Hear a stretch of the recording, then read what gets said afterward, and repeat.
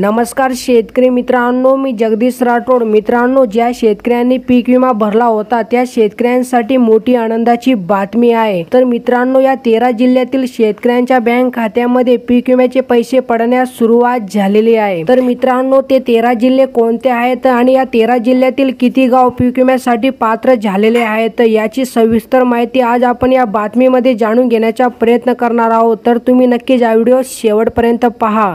आणि मित्रांनो, तुम्ही जर आपल्या यूट्यूब चॅनलवर पहिल्यांदा आला असाल तो चॅनलला नक्की सबस्क्राईब करा। साईडला नोटिफिकेशन बेल आहे त्याला नक्कीच प्रेस करा, जेणेकरून मी जेव्हा पण नवीन असे अपडेट घेऊन येणार यांची नोटिफिकेशन तुम्हाला मिळत राहील।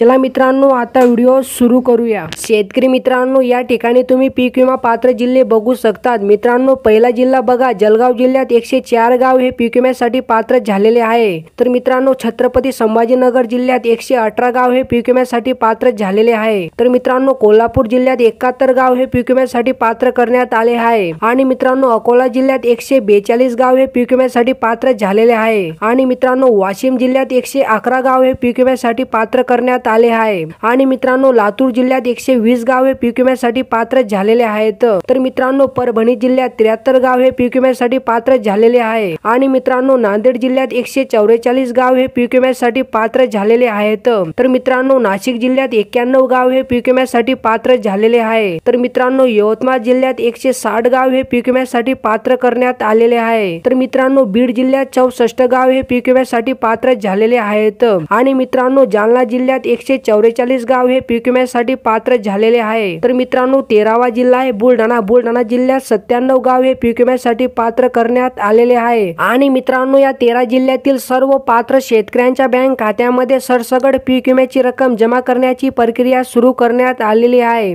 मित्रांनो, जर तुम्ही देखील या 13 जिल्ह्यातील शेतकरी असाल तर ही आनंदाची बातमी तुमच्यासाठी आहे। मित्रांनो, अशा प्रकारे ही काय छोटीशी अपडेट होती। जर तुम्हाला ही अपडेट आवडली असेल तो नक्की चॅनलला सबस्क्राईब करा, व्हिडिओला लाईक करा। चला मित्रांनो, भेटूया नवीन एका व्हिडिओमध्ये। धन्यवाद मित्रांनो।